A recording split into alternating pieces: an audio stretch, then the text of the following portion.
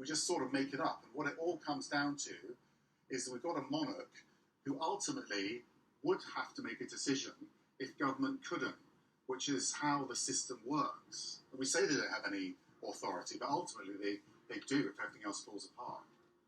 And it's so moving, I think, looking at the Royal Navy soldiers. When you think that the Queen, she first met Prince Philip when she visited the Royal Naval College at Dartmouth, where he was the top cadet. Then he went off to war and wrote to her throughout the war, and how much the war formed the Queen. She was just a young girl, evacuated to Windsor Castle, as we were saying. She served when she became 16 as in the Women's Auxiliary Service, and that's why veterans, the Navy, have always been so important to her.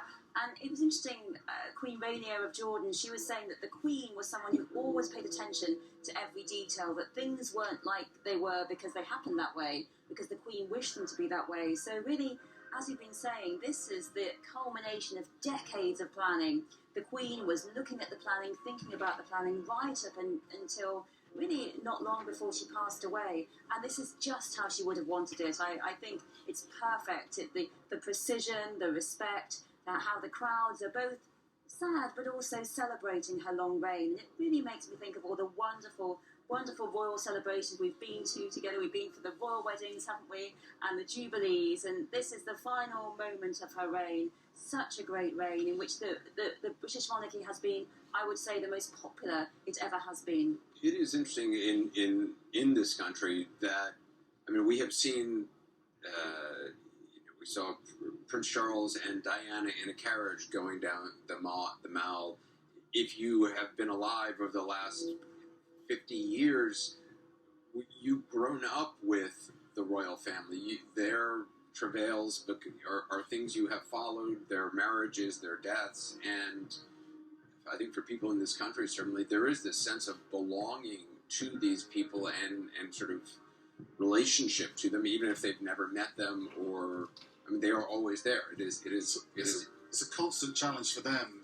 They're always trying to, particularly Prince of Wales, as he is now, trying to balance his public and private life. They are a family, and they are defined, like all families, by births, marriages, and deaths. And that's what connects us all to their story. But they're also professionals, and they feel they have a right to a private life.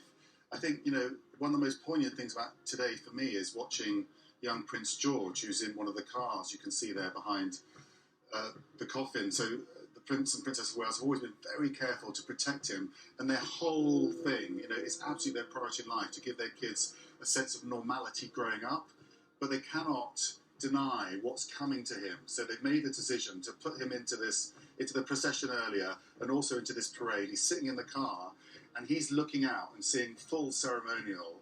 He's not going to see this again until his grandfather dies.